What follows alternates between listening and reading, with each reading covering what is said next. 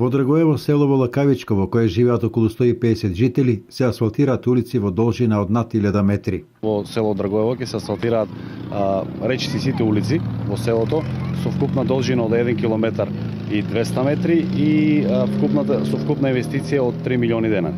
По завршувањето на улиците во Драгоево, ќе се продолжи со трасирање нови улици и во други села од Лакавичко. Освен селото Драгоево, во овој крај со активности за асфалтирање започнато исто во село Селце.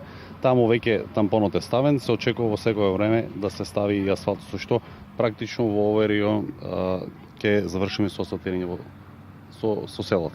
Во Селце за асфалтирање на тамошните улици ќе бидат вложени над 3 милиони денари.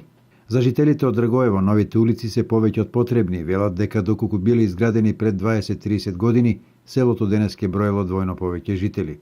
Со години не направиле тука ништо, сега што ќе направат, нема да одат бар по калта. И надоле улицата која се одеше на кај гробиштата и там имаше многу кал. И исто и натака на кај чешмата, тоа кај што пијат стоката водата и там имаше многу кал. Почнаа.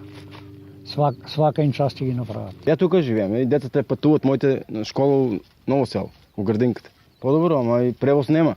Плаќам такси јас со мојата минимална плата. Немаше асфалт, кал се газе, народ млад избега.